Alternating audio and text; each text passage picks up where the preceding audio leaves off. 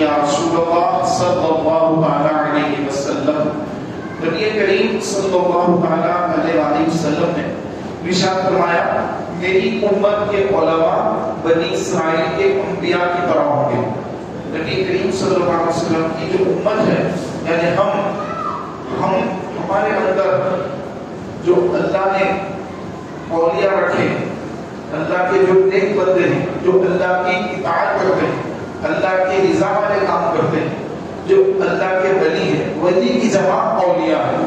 ایک کو ولی کہا جاتا ہے, ایک سے زائد ہو ان کو اولیاء کہا جاتا ہے. تو جو اولیاء اللہ ہیں تو ان کے بارے میں آپ علیہ السلام نے فرمایا کہ میری امت کے علماء بنی اسرائیل کے انبیاء کے مثل ہوں گے. حضور علیہ السلام کی امت کے علماء کی یہ شان ہے, وہ بنی اسرائیل کے انبیاء کے مثل ہوں گے. یہ آپ علیہ السلام نے اس امت کے علماء کی شان بیان فرمائی. اور ولی وہ ہوتا ہے کہ جب تک وہ عالم نہ ہو جائے, مفتی نہ ہو جائے, وہ ولی بن ہی نہیں سکتا. کیونکہ اللہ تبارک و تعالیٰ کسی ولی کو اس وقت تک اپنی ولایت عطا نہیں کرواتا جب تک اس کو علم عطا نہ کر دے. تو پہلے اس کو علم عطا کرتا ہے اور اس کے بعد اپنا ولی بناتا ہے. کسی ولی کو اللہ تعالیٰ بے علم نہیں رکھتا, پہلے علم دیتا ہے اور اس کے بعد اس کو اپنی ولایت عطا فرماتا ہے. محترم بھائیوں, اللہ کے ولی یہ ان کے بارے میں اللہ تعالیٰ نے قرآن میں ارشاد فرمایا الا ان اولیاء اللہ لا خوف علیہم ولا هم یحزنون, کہ بے شک اللہ کے ولیوں کو نہ کوئی خوف ہوگا اور نہ وہ غم زدہ ہوں گے. یعنی جب میدان محشر ہوگا, قیامت کا دن ہوگا, اور اس قیامت کے دن انبیاء علیہ السلام ایک فکر میں ہوں گے کہ ہماری امت کا کیا ہوگا, ہماری امت کہاں جائے گی. ہر نبی یہ غم میں ہے کہ میری امت گناہگار ہے, میری امت بڑی نافرمان ہے, آج میری امت کو اللہ تعالیٰ جنت میں داخل کرے گا یا جہنم میں داخل کر دے گا. تو سارے انبیاء علیہ السلام غمزدہ ہیں کہ امت کے بارے میں غم ہے. اور گناہگار, بدکار, اللہ کے نافرمان خوف میں ہے کہ ہم نے اللہ کی بڑی نافرمانیاں کی, بڑی نمازیں چھوڑی ہیں, بہت گناہ کیے ہیں. خوف میں اللہ کا خوف طاری ہو گیا ہے. تو یہ دونوں کے بیچ میں ایک جماعت ہے, نہ انبیاء ہے اور نہ وہ گناہگار ہے. اور وہ جماعت کے بارے میں اللہ نے فرمایا الا ان اولیاء اللہ, بے شک اللہ کے ولی نہ تو خوف ہے, لا خوف علیہم, نہ تو خوف ہے, ولا هم یحزنون, اور نہ وہ غمزدہ ہوں گے, نہ خوف ہے. یہ کون ہے؟ یہ اولیاء اللہ ہے. یہ انبیاء بھی نہیں, یہ گناہگار بھی نہیں. گناہگار تو خوف میں ہے, ڈر میں ہے, پتہ نہیں کیا ہوگا, غمگین ہے, پتہ نہیں کیا ہوگا. انبیاء علیہ السلام فکر مند ہے کہ ہماری امت کے بارے میں کیا ہوگا. تو یہ اولیاء کی یہ شان ہے, نہ ان کو خوف ہے نہ ان کو غم ہے, کیونکہ دنیا میں یہ اللہ سے خوف زدہ رہے, ڈرتے ہیں, تو قیامت کے روز اللہ ان کو بے خوف کر دیا. اللہ تبارک و تعالیٰ خوف رکھنے والے جو ہوں گے ان کو دو جگہ خوف میں مبتلا کے رکھے گا. جو یہاں خوف زدہ ہوگا اللہ سے, وہاں پہ خوف ہوگا, اور جو یہاں پہ خوف ہے وہاں خوف زدہ ہوگا.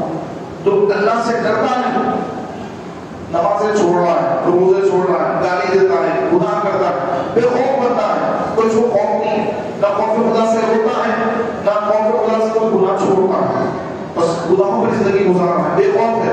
قیامت کے لیے خوف زدہ رہے گا کہ آج کیا ہوگا, آج میرے ہم نے اللہ کیا فیصلہ کرے گا. غم زدہ ہوگا, خوف زدہ ہوگا, پریشان ہوگا کہ اس کے اعمال اس کا پیچھا کر رہے ہیں, اس کے اعمال نامے, اس کا اعمال نامہ اس کے ہاتھ میں آنے والا ہے, اور سارے کرتوت سامنے آنے والے ہیں. وہ سب پریشان ہے, غم زدہ ہے, خوف زدہ ہے کہ کیا ہوگا. اور اولیاء وہ جماعت ہے, سبحان اللہ, نہ غمگین ہوں گے نہ انہیں خوف ہوگا. کیوں؟ کیونکہ وہ اللہ تبارک و تعالیٰ کی اطاعت کرنے والے, اللہ کے خوف سے راتوں کو اٹھ کر اپنے بستر کو چھوڑ کر اللہ کے حضور سجدہ رضیہ کرنے والے, آنکھوں سے آنسو بہانے والے,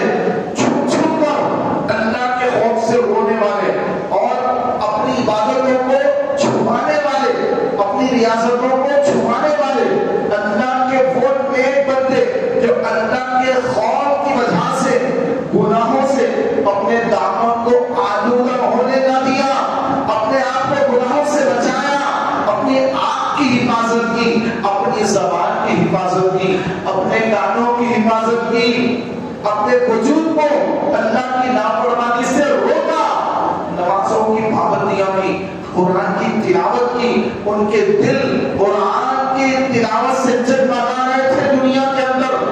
تو یہ آج بے خوف ہے، کوئی خوف نہیں ہے. آج اللہ تبارک و تعالیٰ کی رحمت سے عرش کے سائے کے نیچے ہے. ان کے لیے آقا علیہ السلام کے مبارک ہاتھوں سے کوثر کے جام ہیں، ان کے لیے اللہ کی بخششیں ہیں، عزت کی روزی ہے، ان کا ٹھکانہ جنت میں اعلیٰ سے اعلیٰ مقام ہے کہ یہ وہی اللہ کے نیک بندے ہیں کہ جو الا ان اولیاء اللہ لا خوف علیہم ولا هم يحزنون. میرے پیارے بھائیوں، یہ مقام بہت ہی بلند ہے، اس مقام پر پہنچنا بڑا کمال ہے. ہر ایک نہیں پہنچ سکتا، ہر ایک اس طاقت نہیں، ہر ایک کی طاقت نہیں کہ اللہ جس کو چاہے اپنا ولی بنا لے، جس کو چاہے اپنے انصاف سے، اپنے عدل سے اس کو عذاب دے. یہ اللہ کی اپنی مرضی ہے کہ مولا جس کو چاہے ولایت سے نواز دے. محترم بھائیوں، ولایت یہ اللہ کی بہت بڑی نعمت ہے، بہت بڑی عطا ہے، اور یہ کسب سے حاصل ہو سکتی. کسب یعنی کوئی عبادت کر کے کہ میں دن رات عبادت کر کے ولی بن جاؤں گا، نہیں بن سکتا. کسب یعنی محنت کر کے، عبادت کر کے، ریاضت کر کے، بھوکا پیاسا رہ کر، روزے رکھ کر، نمازیں پڑھ کر، قرآن کی تلاوت کر کے کوئی ولی نہیں بن سکتا. ولایت یہ اللہ کی عطا ہوتی ہے. مولا جس کو چاہے عطا کر دے، جس کو چاہے اپنا ولی بنا لے. کوئی یہ نہ سمجھے کہ میں 90 وقت نماز پڑھ کر تہجد روزانہ 40 دن تک تہجد پڑھوں، پھر اور 40 دن تک تہجد پڑھوں، روزانہ قرآن کی تلاوت کروں گا تو میں ولی بن جاؤں گا. ایسا نہیں ہے. ولایت یہ اللہ کی بہت بڑی عطا ہے. مولا تعالیٰ جس کو چاہتا ہے اپنا ولی بنا لیتا ہے، اور جس کو چاہتا ہے اس کو ایمان کی دولت سے سرفراز فرماتا ہے، اور جس کو چاہتا ہے جو گناہوں کے سبب اللہ کو ناراض کر دے تو اللہ تبارک و تعالیٰ اپنے عدل اور انصاف سے اس کو وہی دے گا جو اس نے کمایا. اللہ کسی پر ظلم نہیں کرتا، اللہ کسی پر ظلم نہیں کرتا. جو بندہ جو کماتا ہے مولا اس کو وہ دیتا ہے. پیارے بھائیوں، ولایت جو ہوتی ہے یہ اللہ کی عطا سے ہوتی ہے. جس کو ولایت ملتی ہے اللہ تعالیٰ اس کو اس پر کرم کر کر اس پر اور اس کو کرامت عطا فرما دیتا ہے. یعنی اس کے ہاتھ سے ایسے کام ہوتے ہیں کہ جو انسان کی عقل تسلیم نہیں کرتی کہ یہ کیسا ہو گیا. انسان کی عقل تسلیم نہیں کرتی اس چیز کو. اگر وہ چیز اللہ کے ولی سے ہو جائے کرامت کہتے ہیں. ولی کیا کہتے ہیں؟ کرامت کہتے ہیں. اور یہی چیز جس کو عقل تسلیم نہ کرے ایسا کیسا ہو سکتا ہے. یہ چیز اگر کسی اللہ کے نبی سے ہو جائے اس کو معجزہ کہتے ہیں. ولی کیا کہتے ہیں؟ معجزہ. میم عین جیم زا ہا، معجزہ. یہ نبیوں سے ہوتا ہے کہ انسان کی عقل تسلیم نہیں کرتی ہے. ایسا کیسا ہو سکتا ہے؟ اور یہ ایسی ہستی سے ہو رہا ہے کہ جو اللہ کے نبی ہیں تو ان سے ظاہر ہو رہا ہے تو اس کو کہا جاتا ہے معجزہ. اگر وہ نبی اعلان نبوت سے پہلے اگر ایسا کام کرے تو اس کو معجزہ نہیں بلکہ ارہاس کہا جاتا ہے. ارہاس، یہ ارہاس کہا جاتا ہے. اور اگر کوئی فاسق، فاجر یا کوئی غیر مسلم اگر کوئی ایسا کام کرے کہ انسان کی عقل تسلیم نہ کرے تو اس کو استدراج کہا جاتا ہے. یعنی وہ دکھاوا، ایک ڈھونگ ہے، ایک نظر بند ہے. یہ کوئی اللہ کی طرف سے نہیں، اللہ کی طرف سے نہیں ہے. وہ آنکھوں کے سامنے نظر بند ہے، ہمیں نظر نہیں آ رہا ہے، لیکن جو دکھ رہا ہے وہ ہے نہیں، وہ جو ہے وہ دکھ نہیں رہا ہے.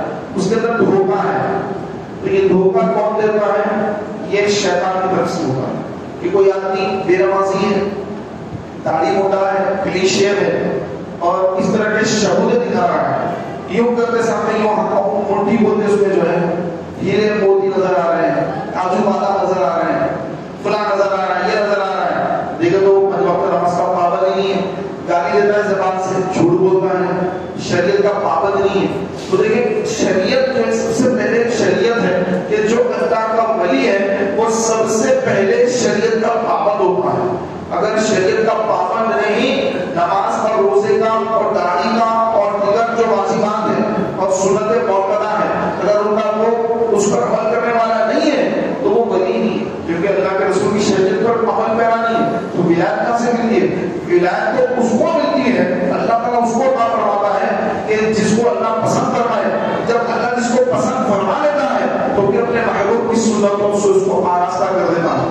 اس کے دل میں محبوب کی سنتیں اپنانے کا جذبہ بیدار ہو جاتا ہے اور پھر وہ علیہ السلام کی سنتوں پر مر مٹنے تیار ہوتا ہے کہ میں حضور کی سنت پر عمل کروں، میرے آقا السلام کی سنت پر عمل کرا ہو جاؤں گا کہ حضور کی سنت کیا ہے، آقا کا طریقہ کیا ہے. تو یہ لوگ جو آج کل آپ کو نظر آتا ہے کہ کوئی بندہ یوں کر رہا ہے، کوئی یہ کر رہا ہے، کوئی یہ کر رہا ہے، دکھاوا ہوگا، تو یہ سب شیطان کی طرف سے ہوتا ہے. اور شیطان انسان کو گمراہ کرنے کے لیے اس طرح کی شہود دکھاتا ہے تاکہ مسلمان کا ایمان اللہ سے ہٹ کر غیر کی طرف چلے جائے.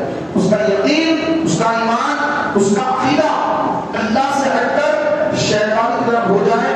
اس واسطے شیطان جو ہے وہ لوگ ایسے جو بدعقیدہ قسم کے لوگ ہوتے ہیں یا کفار و مشرکین ہوتے ہیں تو ان کے ذریعے ایسے کام دکھا دیتا ہے کہ مسلمان کا عقیدہ کمزور پڑ جائے اور مسلمان دیکھ کر ایسا کیسا ہو رہا ہے، یہ ایسا کیسا ہو رہا ہے، تو اس کے اندر وسوسے پیدا ہو جائے. تو آپ شریعت کو دیکھیں کہ جب بھی ایسی کوئی چیز آئے تو سب سے پہلے مصطفیٰ کریم صلی اللہ علیہ وسلم کی شریعت کو دیکھیں کہ شریعت کیا کہہ رہی ہے.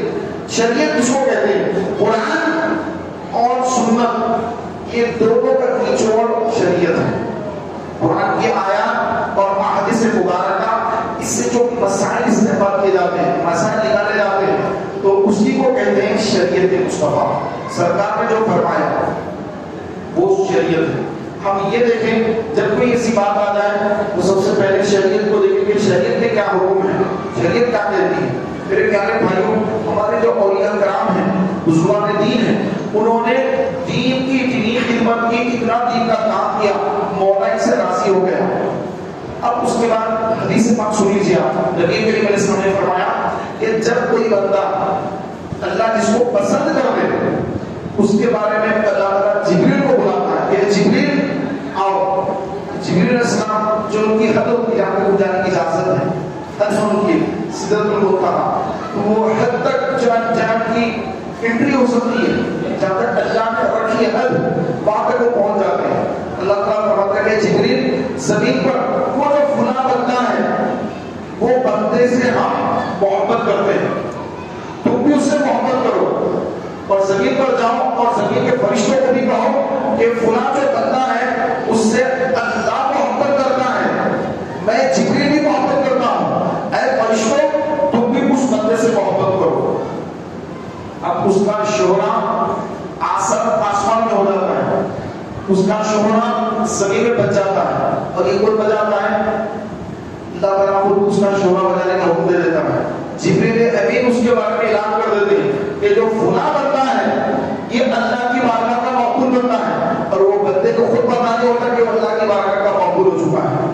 کئی لوگ ایسے ہوتے ہیں کو پتہ ہی نہیں کہ اللہ کے ولی ہیں، اللہ کسی سے اپنا ولی بنا لے تو ولایت کا کوئی سرٹیفکیٹ نہیں ہے، میرے کو مل گیا سرٹیفکیٹ لے کے ہم ڈال دیں گے، پھر میرے کو میری فوٹو لے کے دے میں ولی بن گیا، یہ سرٹیفکیٹ مل گیا. ایسا تو ہے نہیں. آپ نے پی ایس کا سرٹیفکیٹ لے سکتے ہیں، آپ انجینئرنگ کا سرٹیفکیٹ لے سکتے ہیں، گریجویشن کا لیتے ہیں، پی جی کا لیتے ہیں، آپ کا سرٹیفکیٹ ایک سند ہے یہ دنیا کے اعتبار سے. لیکن ولایت کی کوئی سند جو ایسی نہیں کہ اللہ کی طرف سے آپ کو سند ملی کہ آپ بتائیں، ایسا کچھ نہیں ہے. کہ ولایت یہ اللہ تبارک و تعالیٰ عز و جل جس کو چاہتا ہے آپ فرما دیتے ہیں.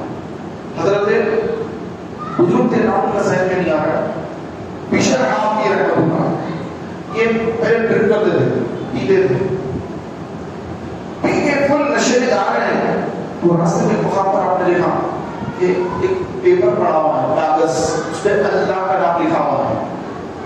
تو آپ کنڈیشن اس کی حالت نشہ میں، اسی حالت میں آپ نے اس پیپر کو اٹھا لیا، کاغذ کو اٹھا لیا، اللہ کا نام لکھا ہوا ہے اور پی رہے ہیں، نشے میں ہیں، مگر ذہن کام کر رہا ہے کہ یہ نیچے پیپر جو ہے اس پہ اللہ کا نام لکھا ہوا ہے. اٹھایا، کیا، صاف کرنے کے بعد اس کو اونچے مقام پہ رکھا کہ اللہ کا نام لکھا ہوا ہے پیپر پہ، اللہ کا نام کی تعظیم ہونا چاہیے، نیچے کس نے گرا دیا، اٹھا لیا، اس کو صاف ستھرا کیا اور اونچے مقام پہ رکھا. تو جیسے رکھتے وہ سو گئے. سونے کے بعد سبحان اللہ ان کی قسمت کا ستارہ چمکا. انہوں تو سو گئے لیکن ان کی قسمت عملائی کا جان اٹھی کہ اس وقت کے جو قطب تھے اس علاقے کے قطب، اس قطب کو حکم ہوا کہ جاؤ جا کر بشر حافی کو ہمارا سلام دو، اور ہم نے ان کو اپنی ولایت سے سرفراز کر دیا ہے کہ انہوں نے ہمارے نام کی تعظیم کی تو ہم نے ان کے درجات بلند کر دیے، ہم نے ان کے درجات بلند کر دیے. تو پھر صبح ہوئی، عشاء کا تہجد کا وقت ہے.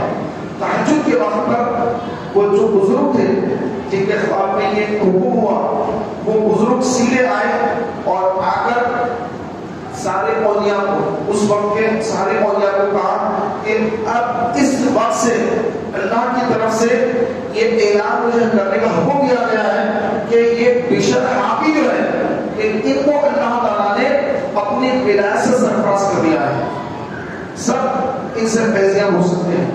تو پیارے بھائیوں، صبح تہجد کے وقت پر حضرت بشر حافی بیدار ہوئے. بیدار ہونے کے بعد دل کی کیفیت الگ ہو چکی ہے کیونکہ اللہ نے دل کو دھو دیا. وہ جو نشہ وغیرہ کی کیفیت تھی، نشہ اتر گیا، سب ختم ہو گیا، ایک الگ کیفیت تاری ہو گئی. اٹھے آپ تہجد کی نماز ادا کی، اور تہجد کی نماز ادا کر کے نماز فجر کے لیے آپ مسجد کو آ رہے ہیں. وہاں پر وہ اللہ کے ولی جن کے خواب میں حکم دیا گیا کہ اللہ نے تو اپنا ولی بنا لیا ہے. تو یہ اولیاء کے راز ہونے کو ہر ایک کو نہیں بتاتے، لیکن بشر حافی رحمۃ اللہ علیہ جب آئے تو ان کو وہ اللہ کے ولی نے فرمایا کہ مبارک ہو کہ اللہ نے آپ کو سلام ارشاد فرمایا ہے اور اپنی ولایت سے سرفراز کر دیا ہے. آپ نے کیا عمل کیا؟ تو انہوں نے کہا کہ بس میں نے کاغذ کا ٹکڑا زمین پہ گرا ہوا تھا، وہ تعظیم کے لیے میں نے اٹھا کر صاف کر کے بس اوپر رکھا، تو بس اللہ کو شاہی میں عمل پسند آ گیا کہ اللہ نے اپنے نام کے تعظیم کرنے کی برکت سے شاید مجھے ولایت عطا فرمایا. اس کے بعد ایسی توبہ کی آپ نے، عاجزی انکساری کا یہ عالم رہا کہ زندگی بھر کبھی بھی آپ نے پیر میں چپل نہیں پہنی. میں تو گناہگار ہوں، کیا چپل پہنوں، جوتا چپل نہیں. عاجزی انکساری کے سبب آپ ننگے پیر رہا کرتے. تو اب دیکھیے جب اللہ کے ولی عاجزی انکساری اللہ کے لیے کرتے ہیں، لوگوں کے لیے نہیں، اللہ کے لیے کرتے ہیں، پھر اللہ تعالیٰ اپنی مخلوق کو بھی ان کی طرف راغب کر دیتا ہے. تو بغداد میں آپ رہتے تو بغداد کے جو جانور ہوتے، جانور یعنی بیل، گائے اور بکری وغیرہ وغیرہ، تو یہ لوگ جو ہے شہر کے اندر لیڈ نہیں کرتے، یعنی گوبر نہیں کرتے روڈوں پر، راستے میں سڑکوں پر گوبر نہیں کرتے. کیوں؟ اس لیے کہ بشر حافی رحمۃ اللہ علیہ ننگے پیر چلتے ہیں کہ ہماری لیڈ سے ان کے پیر گندے نہ ہو جائیں. یہ اللہ نے ان جانوروں کے اندر یہ دماغ میں، ان کے دل میں یہ بات ڈال دی کہ میرا ولی عاجزی کے طور پہ ننگے پیر چلتا ہے، تو پھر جانور بھی ان کی تعظیم کرتے ہیں.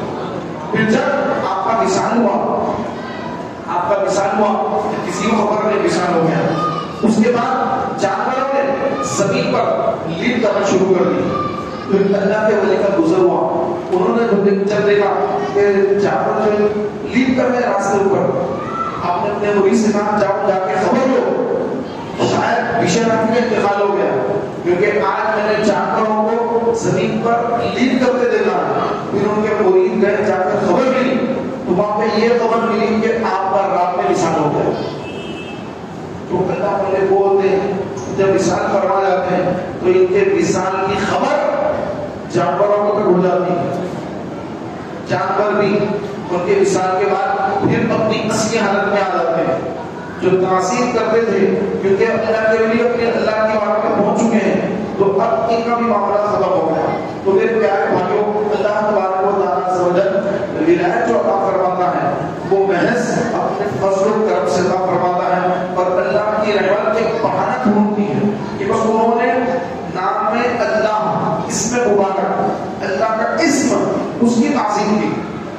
اللہ نے وراثت سے عطا کر دی.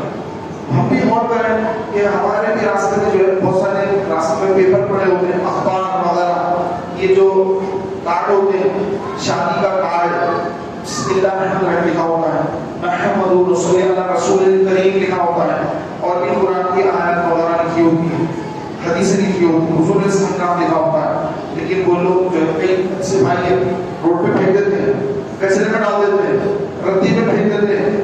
ردی جمع ہوئی اتنی، ردی لے جا کر ردی میں ڈال دیتے ہیں، پیسہ لیتے ہیں 10-20 روپیہ 50-60 روپیہ جو بھی ہے. پھر اب وہ جو ہے پتہ نہیں کہاں کا یوز ہوتا ہے، اس کے اندر جو کہاں تعظیم ہے.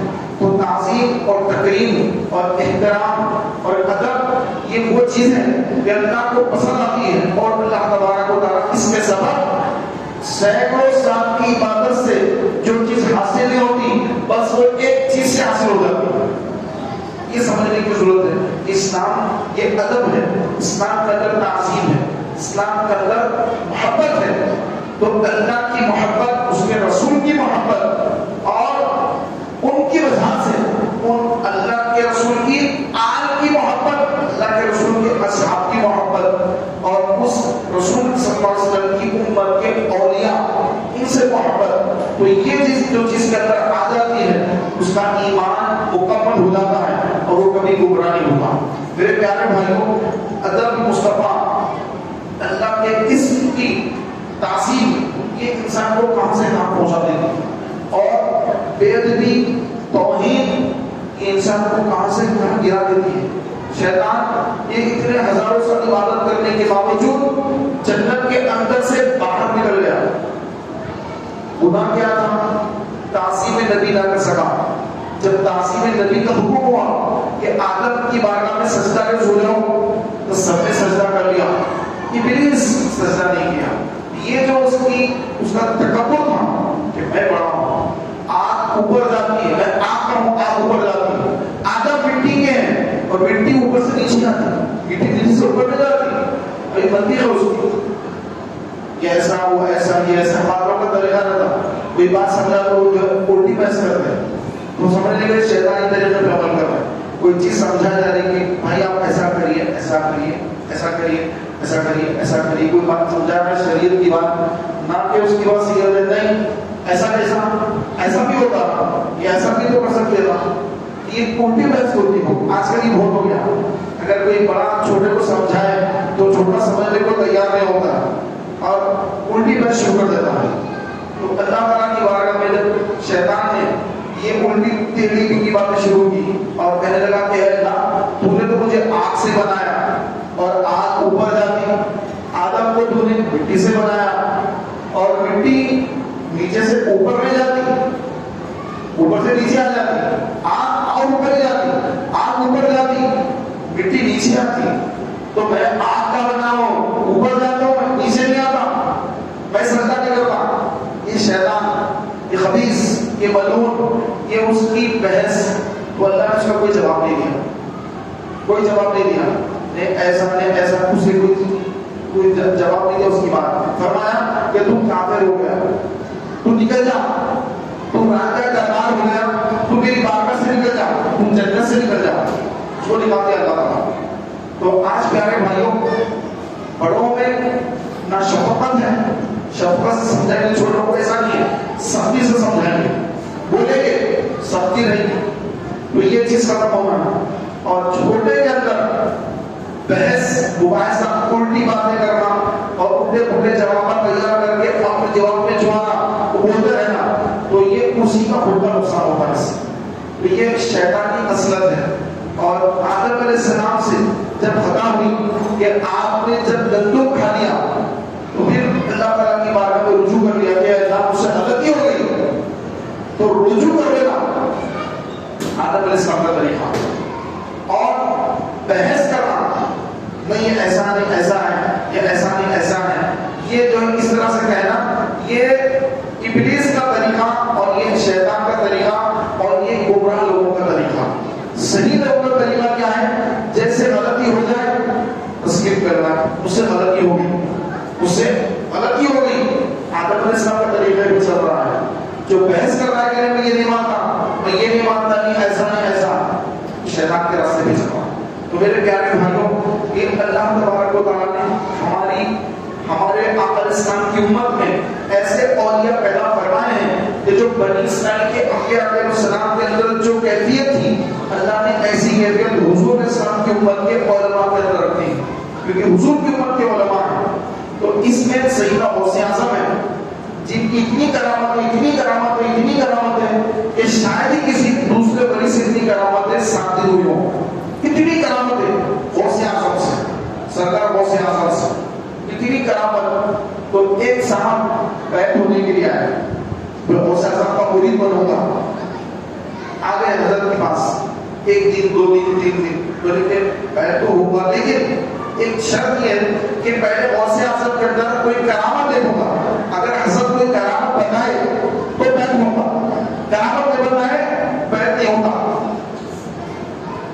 دیکھیں ان کی سوچ، 1 دن 2 دن 3 دن غوث پاک کے دربار میں 30 دن ہو گئے، 1 مہینہ ہو گیا، 30 دن 1 مہینہ ہو گیا، 35 دن ہو گئے، 40 دن ہو گئے، کوئی کرامت بھی نہیں۔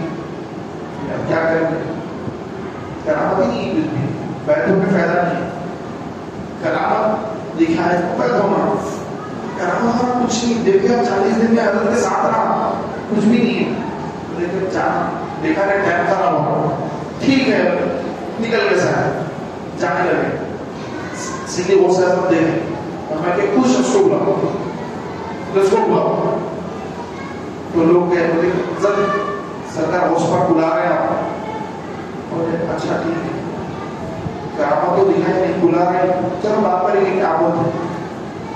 غوث پاک نے فرمایا کیا بات ہے، واپس جا رہے ہیں آپ؟ بولے کیا حضور میں واپس جا رہا ہوں۔ کیوں واپس جا رہے ہیں آپ؟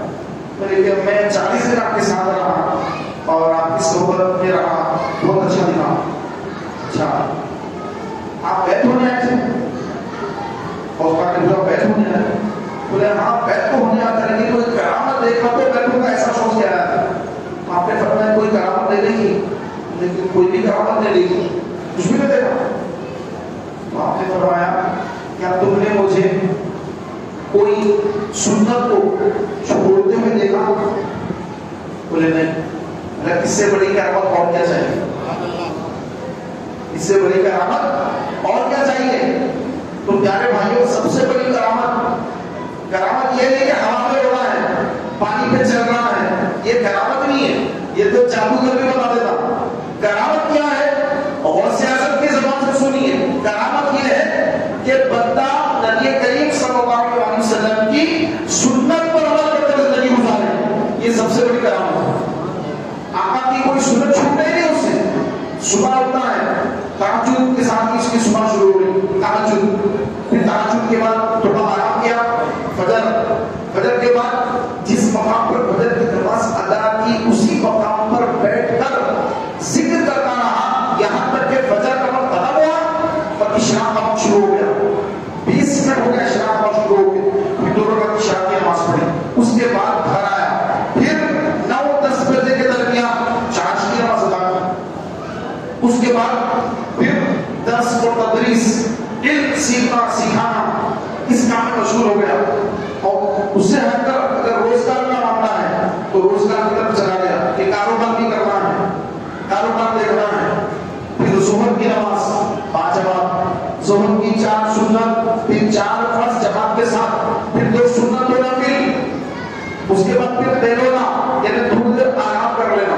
ظہر کی نماز کے بعد تھوڑا کھانا کھا کر تھوڑی دیر آرام کرنا، یہ بھی سنت، تیلونا کرنا یہ سنت۔ اس کے بعد پھر عصر کی نماز، مغرب کی نماز، عشاء کی نماز، مغرب کے بعد اوابین کی نماز، 6 رکعت اوابین یہ نماز۔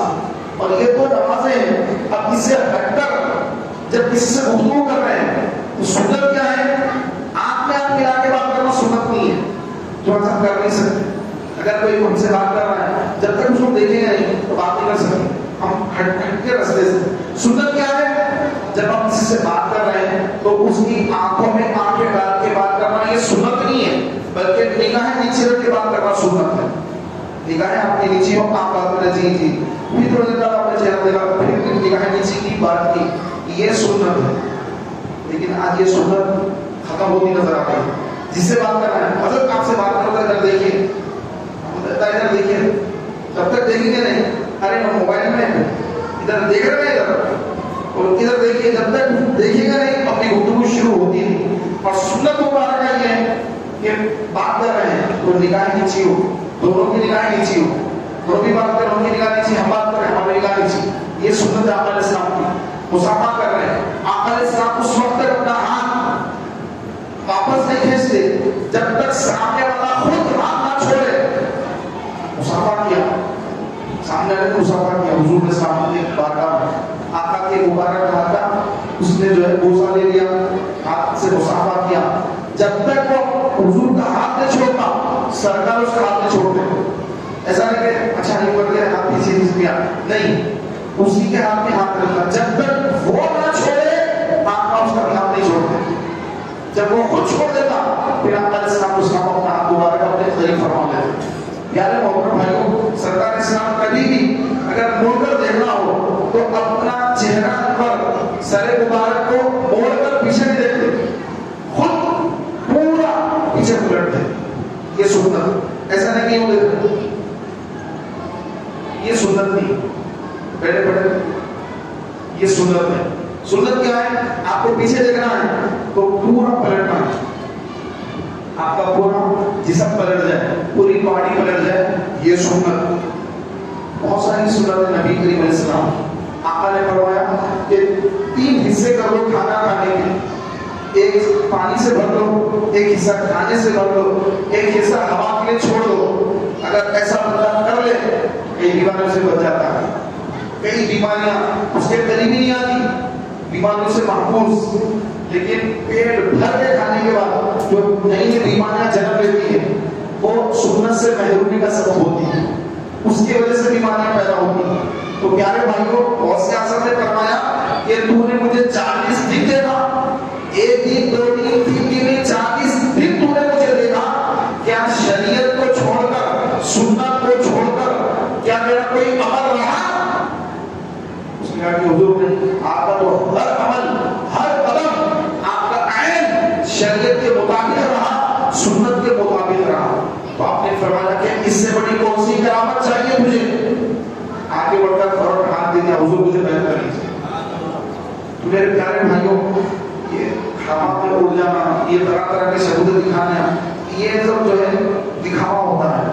شریعت پر عمل، سامنے والے کا عمل کیا ہے، شریعت پر عمل پیرا ہے یا نہیں، نبی کریم علیہ السلام کی سنت پر عمل پیرا ہے یا نہیں. اگر آقا کی شریعت پر عمل پیرا نہیں ہے وہ کوئی ولی نہیں ہے، وہ جھوٹا قذاب ہے، دھوکے باز ہے.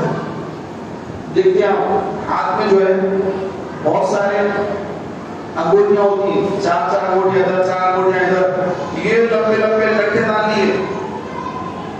دیکھا آپ نے اکثر درگاہوں پہ بہت رہتے ایسے لوگ، ایک دوسرے ہر انگلی میں انگوٹی، یہ موٹی موٹی انگوٹی. اور نبی کریم علیہ السلام کی شریعت کیا حکم دے رہی ہے؟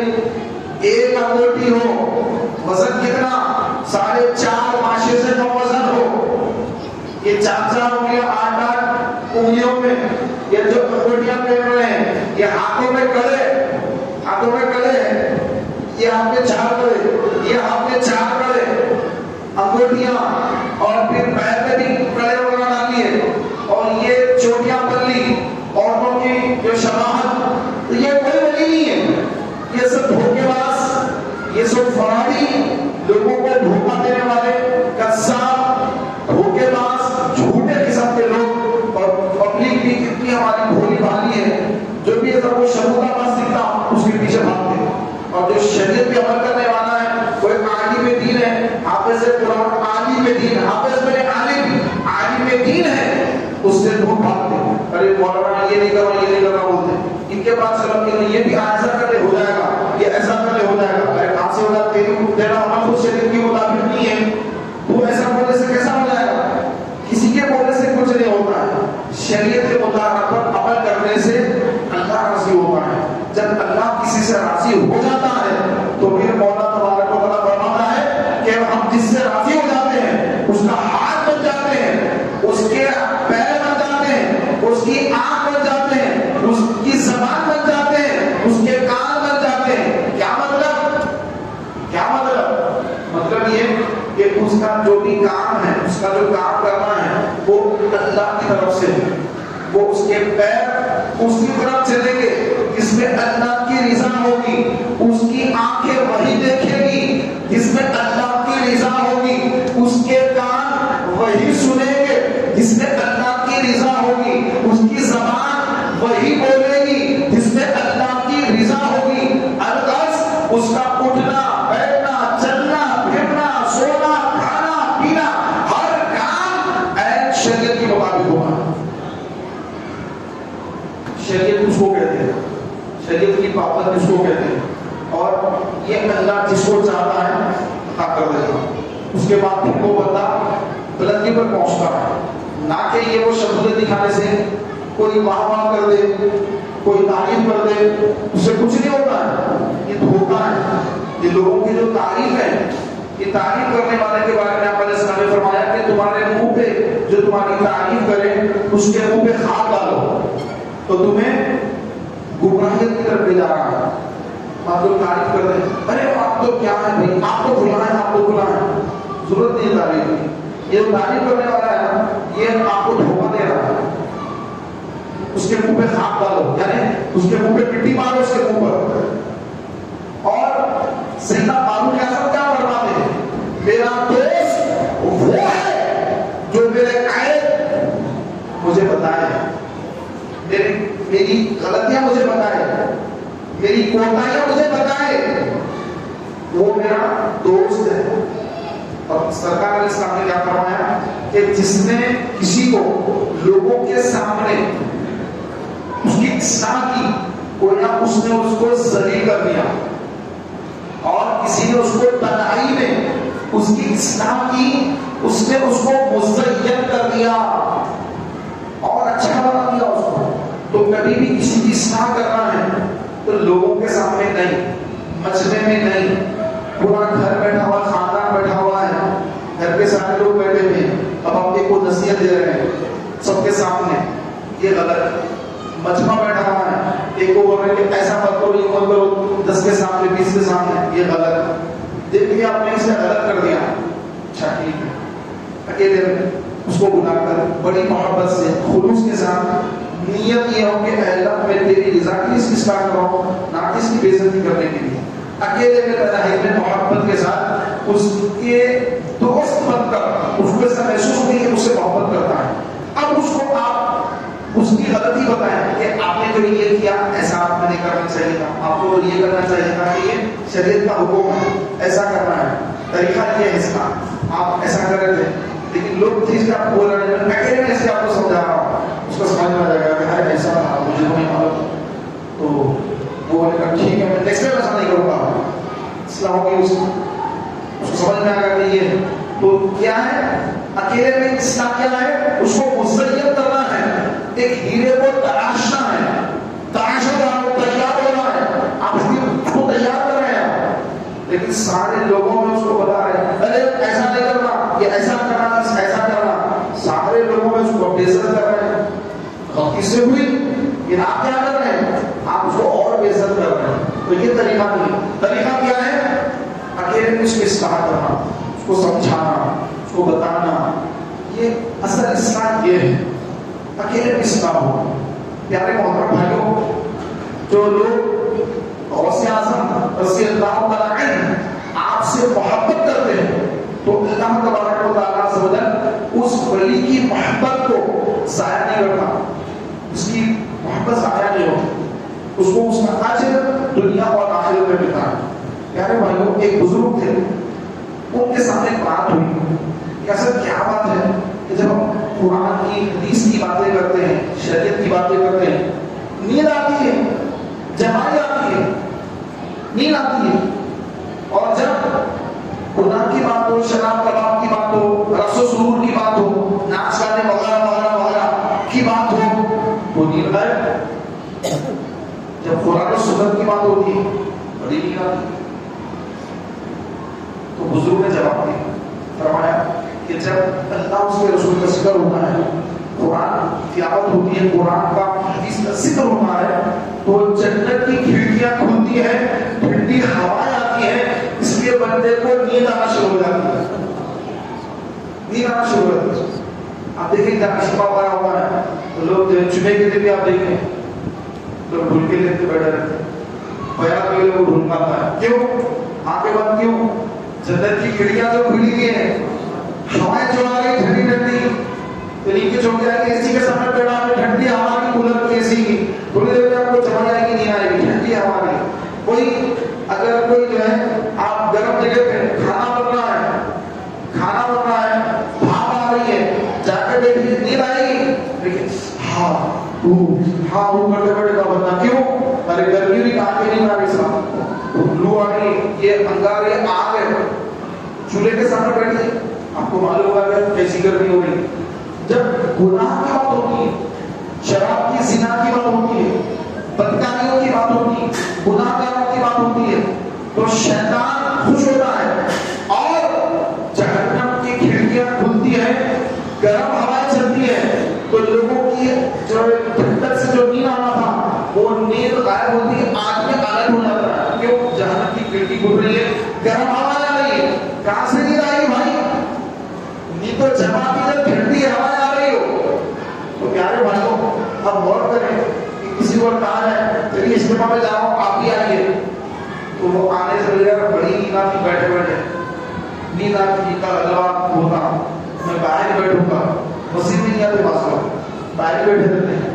باتوں کے بعد میں آتے ہی نہیں, دور دور کے ہوٹلوں میں بیٹھتے ہیں, چائے پیتے ہیں اور طرح طرح کے کھانے پینے ان کو چاہیے, لیکن مسجد میں آ کر بیٹھنا, اللہ اس کے رسول کا ذکر سننا ان کے لیے بڑا گرا ہوتا ہے. کیوں؟ اس لیے کہ ان کو جو جنت کی ٹھنڈی ٹھنڈی جو ہوا ہے اس کو بھاتی نہیں, کو نیند آتی ہے, سستی آتی ہے, کاہلی ہوتی ہے. اور جیسے دوسری باتیں دوستوں کے سامنے جا کے ہنسی مذاق اور یا موبائل وغیرہ نکالنے اور اس کے اندر غلط چیزیں آنا شروع ہو جائے, آدمی کے گھر اب وہ بڑا فریش ہو گیا, چھ مسکرانا کے چہرے پر اور ہنستے ہنستے بڑی اونچی آواز میں باتیں شروع کر دیا. تو میرے پیارے محترم بھائیوں, شیطان جو ہے یہ انسان کا بھولا ہوا دشمن ہے اور انسان کو ہمیشہ غلط راستے پر ہی لے جاتا ہے. اور اس نے اللہ کی بارگاہ میں چیلنج کر دیا ہے کہ اے اللہ, آدم کی وجہ سے مجھے جنت سے نکالا گیا تو میں آدم علیہ السلام کی اولاد کو گمراہ کرتا رہوں گا. مولا نے آخر میں فرما دیا کہ ابلیس, جب جب تو میرے بندوں کو بھٹکائے گا اور جب میرا بندہ میری بارگاہ میں آئے گا, توبہ کرے گا, اس کی توبہ فوراً قبول کروں گا, اس کے سارے گناہ معاف کر دوں گا. تو مولا نے بھی یاد کر دیا. تو پیارے بھائیوں, ہماری توبہ یہ اللہ کی بارگاہ میں مقبول ہے. جب بھی اللہ کی بارگاہ میں توبہ کریں گے مقبول ہے, مگر اس کا ایک وقت ہے, وہ وقت ہے ہماری موت سے پہلے پہ. اور موت کب آتی ہے کسی کو پتا نہیں. بچہ پیدا ہونے سے 9 مہینے پہلے انسان کو معلوم ہو جاتا ہے کہ یہ والد صاحب بننے والے ہیں, یہ لڑکی شادی شدہ ہے, یہ ماں بننے والی ہے. 8 مہینے پہلے سے معلوم ہو جاتا ہے, لیکن مرنے والے کو تو معلوم ہی نہیں ہوتا تو مرنے والا ہے. 9 مہینے تو دور کی بات, 9 گھنٹے بھی نہیں معلوم, 9 منٹ بھی نہیں معلوم, حقیقت یہ 9 سیکنڈ بھی نہیں معلوم. آپ کے سونے سے پہلے سو جاتا ہے, رات میں اس کی موت ہونے والی ہے, اس کو پتا ہی ہے سو گیا, صبح اٹھا رہا ہے, اٹھنے کا ہے, موت آ گئی. تو موت ایسی چیز, اس کا بھی بھروسہ نہیں کہ کب آ جائے. تو یہ توبہ جو ہے یہ اس کا کوئی ایک ایسا آخری وقت میں نماز پڑھتے جیسے ہم اکثر کرتے ہیں, ہمارے بھائی ظہر کا وقت ہے, 1:30 بجے جماعت ہے, آخری ٹائم کیا ہے بھائی؟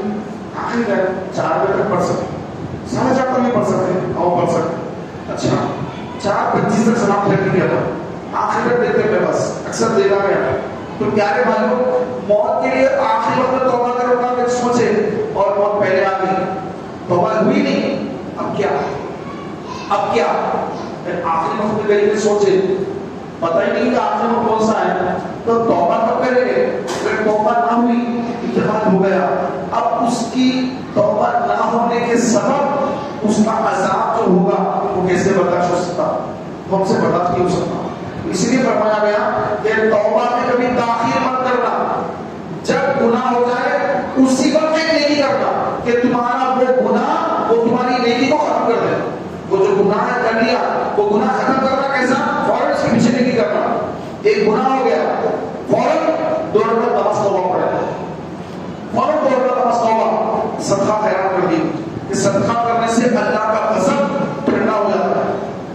جیسے آگ جو ہے پانی جب ڈالتے تو آگ ٹھنڈی ہو جاتی ہے، تو اللہ کا جو غضب ہے، ہم گناہ کریں، اللہ کا غضب ہے، اللہ ناراض ہے، اس کی ناراضگی ختم کیسے ہوگی؟ اس کے غریب بندوں پر کچھ خرچ کر دینا اس کو، اللہ کا غضب ٹھنڈا ہو جائے۔ تو فرمایا کہ جب تم سے کوئی گناہ سرزد ہو جائے اس کے فوری بعد ایک نیکی کر لو کہ وہ تمہاری نیکی وہ تمہارے گناہوں کو مٹا دے گی۔ تو پیارے بھائیوں، بندہ روزانہ اللہ کے حضور توبہ کرتا رہے تو پھر توبہ کی برکت سے مولا تبارک و تعالیٰ اس کے سارے گناہوں کو معاف فرما دیتا ہے اور اس کو اعلیٰ محبت عطا فرما دیتا ہے، اور اس کو خود خبر نہیں ہوتی ہے وہ کس مقام پر پہنچ گیا۔ یہ جو اللہ کے ولی ہیں تو یہ ان سے کوئی گناہ ہوتا ہی نہیں، اس کے باوجود یہ اللہ کے خوف سے روکتے ہیں۔ یہ اولیاء اللہ، ان سے درجے میں اور اعلیٰ صحابہ کے اندر بھی درجات ہیں، سب سے اعلیٰ درجے کے سب سے بڑے صحابی، تمام صحابہ کے سالار، اسلام کے پہلے مفتی، آج تو مفتیاں بہت ہیں لیکن پہلے مفتی کون ہے؟ سبحان اللہ، حضرت سیدنا ابو بکر صدیق رضی اللہ تعالیٰ عنہ، یہ اسلام کے پہلے مفتی اور صحابہ میں سب سے افضل۔ روئے زمین پر انبیاء علیہ السلام کے بعد سب سے افضل ہستی کا نام ابو بکر صدیق رضی اللہ تعالیٰ عنہ۔ آپ اللہ سے اس قدر ڈرتے، اس قدر اللہ کا خوف، یہ زبان کے بارے میں آپ زبان کو پکڑ لیتے، لیکن یہ زبان جو ہے یہ اس میں مجھے ناکوں سے بھی چبائے ہیں۔ کیا مطلب؟ زبان سے یہ ناک سے کوئی آدمی چبا سکتا ہے کوئی چیز نہیں، ناک سے کچھ چبا نہیں سکتا۔ تو ایسے یہ زبان جو ہے اس نے مجھے بڑی مشقت میں ڈالا، جبکہ آپ گفتگو یہ کرتے بیجا، جب بھی گفتگو ہوتی تو حضور سے گفتگو ہوتی، عمر سے گفتگو ہوتی، عثمان سے گفتگو ہوتی، صحابہ سے گفتگو ہوتی، جو بھی گفتگو ہوتی عین شریعت کے مطابق ہوتی۔ کبھی فضول کوئی آپ نہیں فرماتے، کبھی آپ کی زبان سے نعوذ باللہ جھوٹ نہیں نکلتا، کبھی کسی کی آپ غیبت نہیں فرماتے، کسی کے بارے میں غلط جملہ آپ نہیں ارشاد فرماتے، کسی کو نعوذ باللہ کوئی ایسی بات جو آج گالی مانی جاتی ہے، آپ کی زبان مبارک سے کبھی کوئی گالی سرزد نہ ہوئی، آپ کی زبان تو پاک ہے، ایک لفظ آپ نے غلط ادا نہیں کیا۔ اس کے باوجود آپ زبان کی لفظشوں سے اس قدر کرتے ہیں کہ نبی کریم صلی اللہ علیہ وسلم نے فرمایا کہ تم دو چیزوں کی ضمانت ہو، میں تمہیں جنت کی ضمانت دیتا ہوں۔ صحابہ نے کیا دو چیزیں کون سی؟ فرمایا دو تاروں کے درمیان یعنی زبان، اور دو ٹاگوں کے درمیان یعنی شرمگاہ، کہ جو بندہ زبان اور شرمگاہ کے گناہوں سے بچا، اللہ کے رسول فرماتے ہیں کہ میں اس کو جنت کی ضمانت دیتا ہوں، اس کے جنت کے ہونے کا میں ضمانت دیتا ہوں۔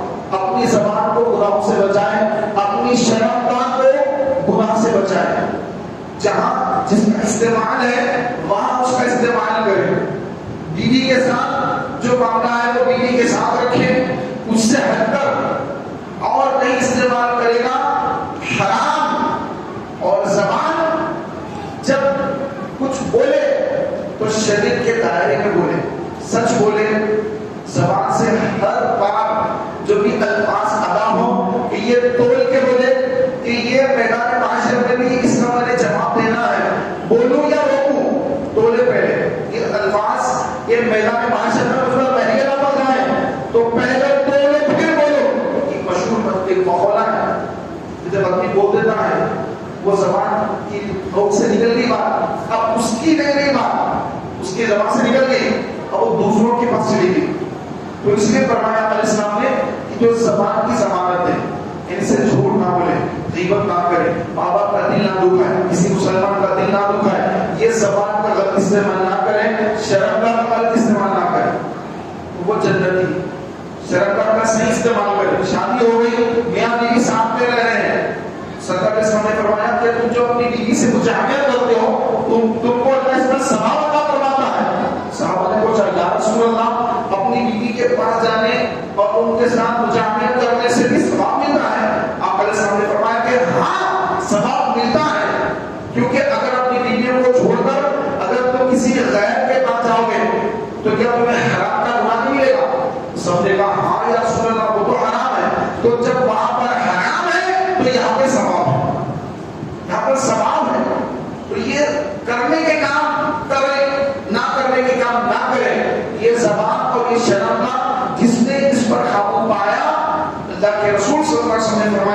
کہ میں اس کو جنت کی شفاعت دینا. وہ جنتی. حضرت عمر کے بارے میں سرکار نے فرمایا عمر جنتی ہے. اور عمر کے خوف خدا کا یہ عالم ہے کہ فاروق اعظم اللہ کے خوف سے اس قدر روتے کہ آنکھوں سے آنسو بہتے بہتے گالوں پر نشان پڑ جاتا. یہ حال. کھانا کیا کھاتے ہیں؟ 6-7 لوگ میں ختم کھانا ہو گیا. کتنا ہی ان کا کھانا. کوئی لباس, اتنے لباس جتنے ہمارے پاس رکھے ہوئے ہیں, اتنا راشن جو ہمارے گھروں میں رکھا ہوا ہے, اتنے کپڑے جو ہمارے پاس رکھے ہوئے ہیں. صحابہ کے پاس نہ اتنا راشن تھا, نہ اتنے کپڑے تھے, نہ اتنا ان کے پاس جو ہے دنیاوی ساز و سامان تھا. بس وہ اس طرح سے زندگی گزارتے کہ ہم ایک مسافر ہیں, حالت سفر میں ہیں, تو سفر میں جن چیزوں کی ضرورت پڑتی ہے اتنا ہمارے لیے کافی ہوتا ہے. ذہن کا مزاج, اور وہ مزاج کیسے ان کو ملا؟ حضور اسلام کی صحبت برکت سے, حضور کی صحبت کی برکت سے ملا. اور ہم پیارے محترم بھائیوں, ہم دیکھتے ہیں کہ کون مالدار ہے, کون پیسے والا ہے, اس کی صحبت اختیار کر لی, اس کے ساتھ رہیں گے. اس کے ساتھ رہے تو یہ کھلا دے گا, یہ پلا دے گا, یہ وہاں لے کے چلے جائے گا, یہاں لے کے چلے جائے گا. ہمارا ذہن یہ ہوتا ہے یار یہ تو مجھے فلیٹ میں بٹھا دے گا, اس کے ساتھ اچھے ہوٹل میں کھانا کھا لیں گے جا کر, یہ بڑا مالدار ہے, یہ اس کے ساتھ بیٹھ کے یہ کر لیں گے. تو ہمارا یہ ذہن ہوتا ہے. اور جب تک ہمارا یہ ذہن ہوگا تو میرے پیارے بھائیوں ہم جو ہے آخرت کی طرف توجہ نہیں دے سکیں گے. ہمارا ذہن کیا ہو کہ بھائی اس کے ساتھ رہوں گا تو میری نمازیں پابندی سے ادا ہو جائیں گی, اس کے ساتھ رہوں گا جماعت نہیں چھوٹے گی, میری جماعت کا وقت اذان کا وقت ہوگا تو اس کے ساتھ اگر رہا تو مجھے فوراً نماز کو لے کے چلے گا, اس کے ساتھ رہا فوراً اجتماع میں لے کے آئے گا, اس کے ساتھ رہا ایک تو مجھے امامہ بن دے گا, پھر مجھے داڑھی رکھا دے گا, اس کے ساتھ رہا تو یہ مجھے جو ہے ڈیلی کوئی نہ کوئی سنت بتاتا ہے, حدیثیں سناتا ہے مجھ کو. تو ویسوں کو دوست بناؤ جو آپ کے سر پر امامہ باندھے, آپ کو داڑھی رکھنے کی جو ہے ترغیب ملا ہے. کیا داڑھی رکھنا, کب تک داڑھی پڑاؤ گے؟ اتنا عذاب گناہ ہے, مسلسل گناہ کے نام ہے نہیں کھا رہا ہے. داڑھی رکھو یار, قرآن سے بھی پڑھیں گے آج. جو میں پڑھوں اس میں کتنی ہوتی ہے آپ نکال رہے اس میں, پھر آپ پڑھنا میں نکال رہا ہوں. کمپٹیشن چل رہا ہے. ہمارا ایسا معاملہ ہونا چاہیے, بجائے اس کے نہ قرآن پڑھنے آتا, نہ کوئی سنت معلوم ہے, نہ کوئی حدیث یاد ہے. ایک 40 حدیث تو یاد کر رہے یار نہیں بھائی, وہ بچپنے میں دقت ہے, سنے تھے مدرسے میں, مدرسہ چھوٹا حدیثیں بھی چھوٹ گئی. چہلے حدیث آتی تھی کتاب, چہلے حدیث 40 حدیثیں تھی اس کے اندر, اردو میں تھی, تو 40 حدیثیں یاد کر گئے. فرمایا آپ علیہ السلام نے کہ جس کو 40 حدیثیں یاد ہو گئی, جس نے 40 حدیثوں کو حفظ کر لیا, قیامت کے دن اللہ تعالیٰ اس کا حشر علماء کے ساتھ کرے گا. علماء ان کے ساتھ اس کا حشر ہوگا. 40 حدیثیں یاد کرنا, کون سی حدیث یاد کر لو, 40 حدیثیں یاد کریے, علماء کے ساتھ حشر ہوگا. اور علماء کا موقع کیا ہوگا؟ جنت میں جانے سے فرشتے روک دیں گے, رک جائیں گے. علماء بولے گا ہم کیوں رک ہیں, ہم تو زندگی پر دن کا کام کر رہے ہیں. فرشتے کہیں گے رک جائیں گے, آپ جن جن کی شفاعت کریں گے ان کو بھی بخشا جائے گا, لہذا آپ شفاعت کیجیے. تو پھر ہم بیٹھیں گے وہ میدان محشر میں کہ بھائی کس کی شفاعت کرنا. آپ لوگوں کو بولیں گے ارے یہ فلاں مولانا صاحب, ان کو ایک بار لا کر وضو کے لیے پانی دیا تھا, طہارت کا ڈھیلا دیا تھا, کتابوں میں لکھا ہے طہارت کا ڈھیلا دیا تھا, وضو کروایا تھا. واقعی یاد دے رہے حضرت آپ مجھے پہچانے نہیں پہچانا, حضرت آپ کو میں وضو کرایا تھا ایک مرتبہ, آپ کو طہارت کے لیے ڈھیلا لا کے دیا تھا, ڈھیلا آپ کو یاد ہے فلاں وہاں پر فلاں فلاں, ہاں یاد آ رہا ہے. حضرت آج کرم کریے, ہاں کیا چاہیے بولو, آپ اللہ کی بارگاہ میں میری سفارش کیجیے, میری شفاعت. ٹھیک ہے ادھر آ جاؤ, آپ بھی آ جاؤ, آپ بھی آ جاؤ. کتنے 200 400 500 نہیں, جتنے چاہے اتنے, ہر ایک کے لیے لمٹ ہے. حافظ قرآن کے لیے کتنے 7, بعض میں 10 بھی لکھا ہے. حاجی صاحب حج کا موسم, لوگ حج پہ جا رہے ہیں, حج قبول ہو گیا تو حاجی صاحب کو قیامت کے روز ایک مقام ملے گا, 400 کو لے جائیے ساتھ, اکیلے بچائیے 400 کو لے کے جائیے. تو حاجی صاحب دیکھیں گے کس کو لے جاؤں بھائی, ایئرپورٹ پہ کون آئے تھے, کھل بھی آئے تھے, جاتے ہو جو مبارکات دیے تھے, دعا کے لیے بولے تھے, بڑی محبت تھی. میدان محشر ہے, ارے حاجی صاحب حضرت میری شفاعت کے لیے تھا, ارے ہوا حاجی صاحب لے جا رہے ہیں, حافظ صاحب لے جا رہے ہیں. عالم صاحب, عالم وہ جو اللہ سے ڈرنے والا تھا. عالم کون؟ جس کے دل میں اللہ کا ڈر ہے وہ عالم, اور جس کے دل میں اللہ کا ڈر نہیں وہ عالم. تو علماء جب آئیں گے تو فرشتے کہیں گے کہ آپ کو شفاعت کیجیے, تو 200 400 نہیں, انلمیٹڈ, جتنوں کی شفاعت کریں گے قبول کی جائے گی. سبحان اللہ, جتنوں کی چاہے شفاعت کیجیے قبول کی جائے گی. یہ تو علماء کے لیے. ان سے بڑے اولیاء ہیں, اولیاء کا پھر اولیاء میں بھی درجات ہیں, قطب, غوث, غوث اعظم, درجات ہیں نا پورے. تو پھر غوث اعظم کی شفاعت کیا ہوگی؟ سبحان اللہ, ہم ان کے مرید ہیں, غوث کے مرید ہیں, غوث کی شفاعت کا کیا عالم ہوگا؟ پھر غوث کے اور آگے, غوث اعظم کے اور آگے چلے جائیں صحابہ.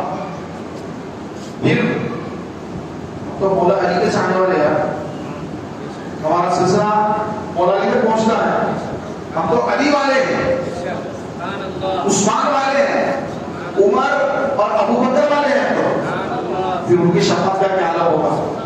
آج ابو بکر کے نام سے ہم کانفرنس رکھتے ہیں, فاروق اعظم کے نام سے رکھتے ہیں, حضرت عثمان کے نام سے رکھتے ہیں, مولا علی کے نام سے رکھتے ہیں, سید الشہداء امام حسین کے نام سے کانفرنس رکھتے ہیں.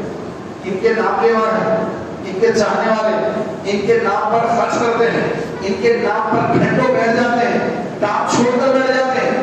نقصان ہوتا ہو جائے یار, ان سے بڑا کیا کام کرو, آج ان کا دین اپنے یہاں بیٹھنا ہے. ان کے نام لیوا ہے تو ان کے نام لیوا کل میدان محشر میں رسوا نہیں ہوں گے, یہ عذاب میں نہیں جائیں گے. تو یہ تو ان کی شفاعت کے صدقے داخل جنت ہو جائیں گے. اور سب سے بڑی شفاعت تو میرے آقا صلی اللہ علیہ وسلم کی, نبی کریم صلی اللہ علیہ وسلم کی جو شفاعت ہے, آقا نے سامنے فرمایا من زارا قبری وجبت لہ شفاعتی, جس نے میری قبر انور کی زیارت کی اس کے لیے میری شفاعت واجب ہو گئی. جو لوگ عمرے پہ جا رہے ہیں, مدینے کو جا رہے ہیں, اس کے بعد حج پہ گئے, مدینے کو جا رہے ہیں, جیسے مدینے پہنچے حضور کی شفاعت واجب ہو گئی.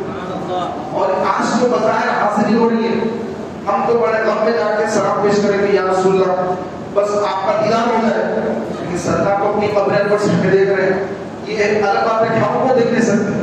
ہماری آپ کو میں بتا کرتا ہوں, لیکن سرکار کو میں دیکھ رہے ہیں. تو یہ آج حضور کے دربار کی حاضری کل قیامت کے روز اس کا جو بدلہ ملے گا وہ آقا کی شفاعت نصیب ہوگی.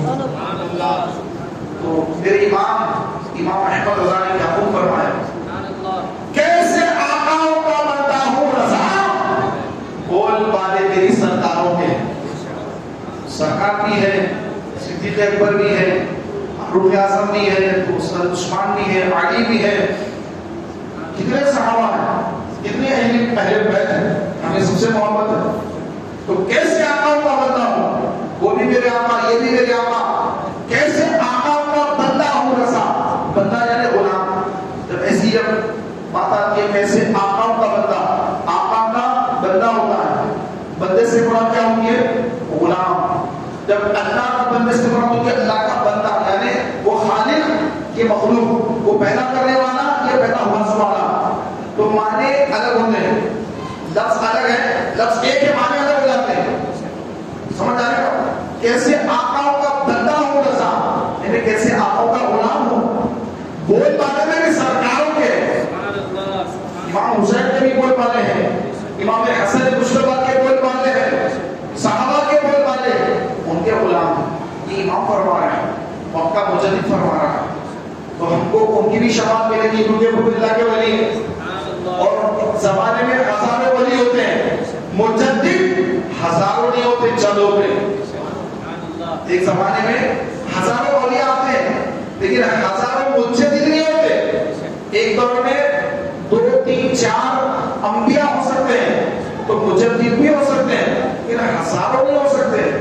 سمجھ آئے گا؟ تو مجدد یہ وہ ہستی ہوتی ہے کہ ایک پوری صدی میں, پورے 100 سال میں ایک یا دو کو اللہ تعالیٰ بھیجتا ہے.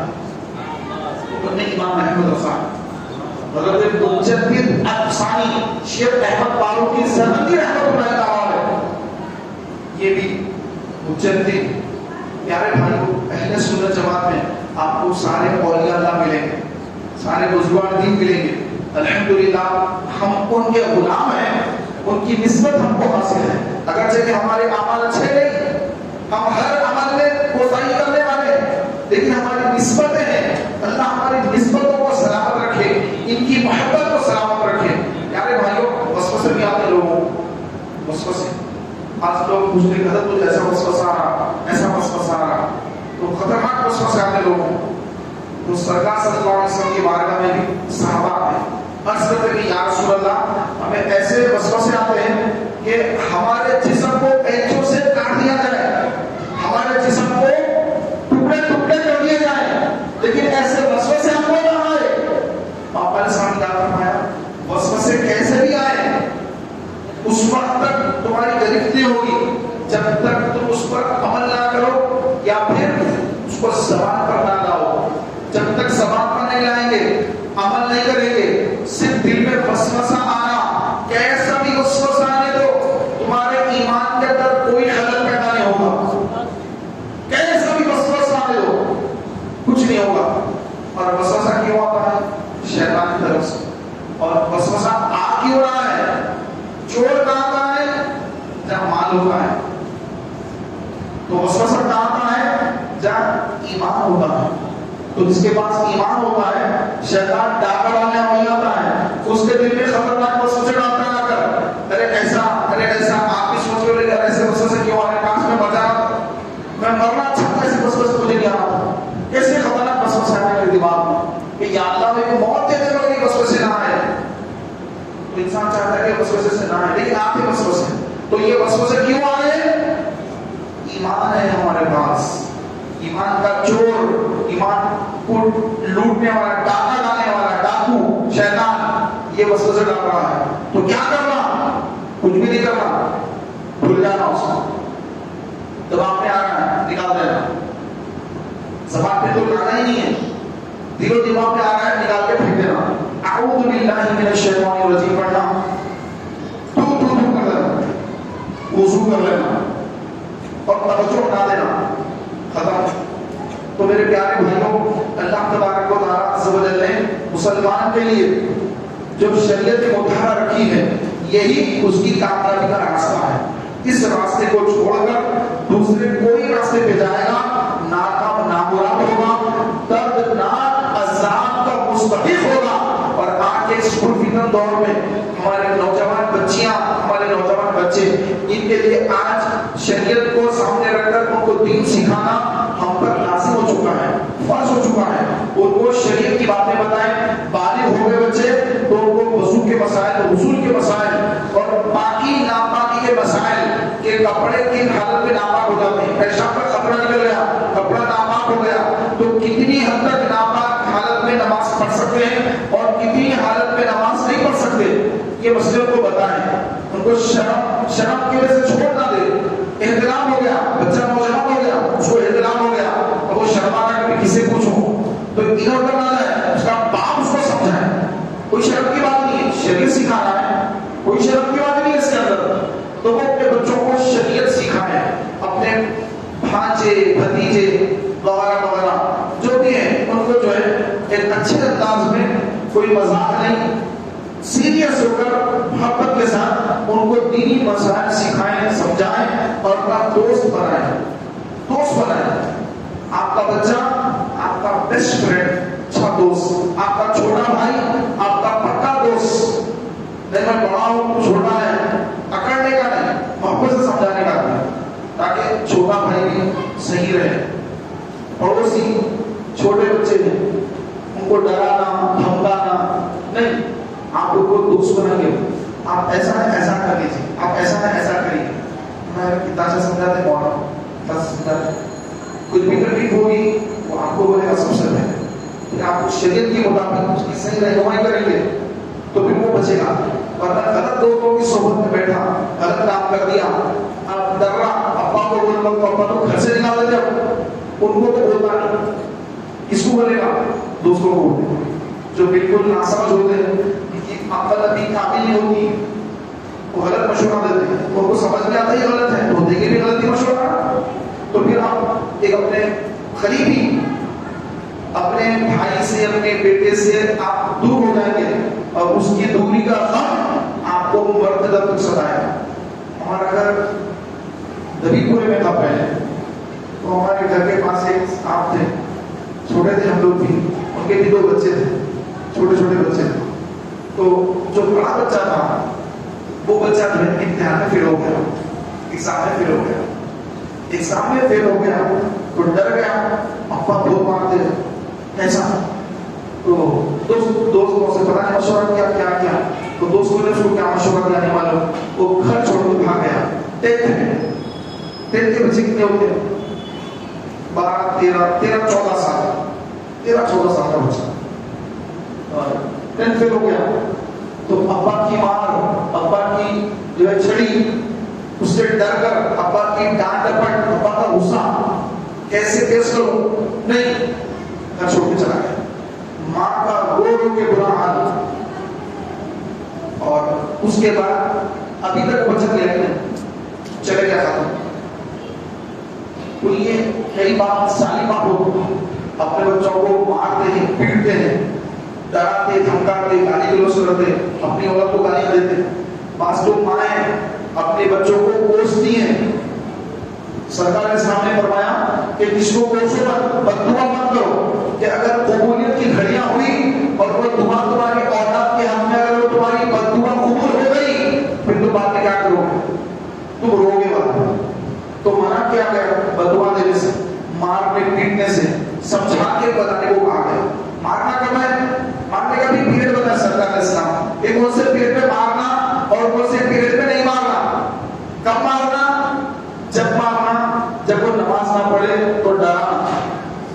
ڈرانا کیا ہے؟ نماز میں پڑھے لگے ڈرانا، پھولوں نے کہے ناراض ہو گیا، پاپا ناراض ہو گئے، اس کو ڈر ہونا ہے. میں نماز سننے گیا، پاپا ناراض ہو گئے. ایسا نہیں کہ مار کے خدا خون کر رہے ہیں، ایسا نہیں مارنا. مار ایک ڈر خوف، میرے ابا مارتے، نماز پڑھنا. تو نماز وغیرہ پہ ڈرا دھمکا کے خود نماز پڑھنا، ساتھ دے جانا اور خود نماز پڑھنا. خود موبائل لے کے جا رہے نماز پڑھا گیا تو موبائل لے کے بیٹھا، تو تھوڑے جگہ بتا آپ پہلے نماز پڑھنا. آپ کے بازو میں خود بیٹا ٹھہرے گا، میں بھی ابا کے نماز پڑھوں. فجر میں آپ اٹھ رہے ہیں، نماز کو جا رہے ہیں، بیٹے اٹھ رہے ہیں، بیٹے اٹھو، فجر کا وقت ہو گیا، ساتھ چلیں گے نماز پڑھ لیں گے فجر کی. چلو تو بیٹا بھی اٹھا نماز پڑھا. ظہر کے ٹائم پہ بھی آپ ظہر کی نماز جماعت سے پڑھنے آ رہے ہیں، بیٹے کو ساتھ آئیے. اثر میں آ رہے ہیں، بیٹے کو ساتھ آئیے. مغرب عشاء میں بیٹے کو ساتھ آئیے. بیٹا وہی کرے گا جو باپ کرتا ہے. باپ اجتماع میں آئے، بیٹا ہوتا ہے میں بھی پاکر اجتماع میں جاؤں گا. اب آپ جو ہے شراب پینے اڈے پہ جانا ہے، بیٹے کو معلوم ہو کہ ابا ڈرنک کرتے ڈیلی جاتے، ایسا کرتے ہیں کہ ابا میں بھی پڑھ جا کے دیکھتا ہوں کیا آئے گی، کیا ہے کہ سمجھ میں آ رہا ہوں. ابا پی کے آتے، نئے نئے کام کرتے ہیں، میں بھی دیکھوں کیا ہے. تو اس کو جو ہے جستجو ہوتی کہ ابا کہاں جا کے آئے. تو میرے پیارے بھائیوں، کہ گھر کے اندر مارنے کا بھی ٹائم ہے بچوں کو، ڈرانے دھمکانے کا، اور وہ ٹائم ہے 10 سال کی عمر. 10 سال کی عمر.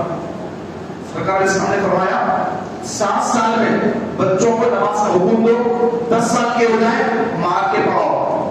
اب 12-15 کا ہو گیا، اب نہیں مار سکتے، ٹائم چلے گیا.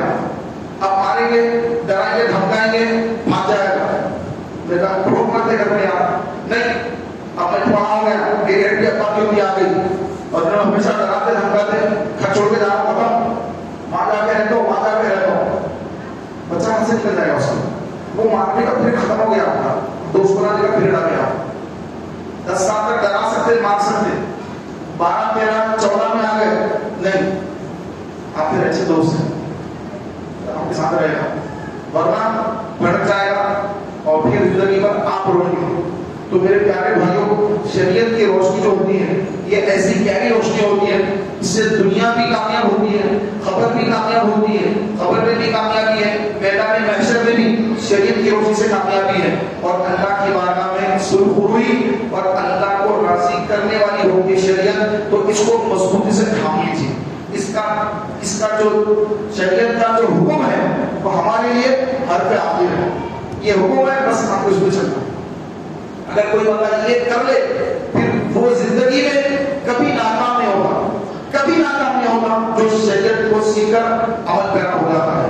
اللہ تعالیٰ کی بارگاہ میں دعا ہے کہ مولا تعالیٰ مجھے آپ کو ہم سب کو شریعت مطہرہ کا پابند بنا دے اور شریعت کے مطابق اپنی اولاد کی تربیت کرنے والا بنا دے اور شریعت اور سنت کے مطابق ہی تجہیز اور تکفین اور تدفین سب شریعت کے مطابق سنت کے مطابق ہو جائے۔ آمین بجاہ نبی کریم صلی اللہ علیہ وسلم۔ محترم بھائیوں،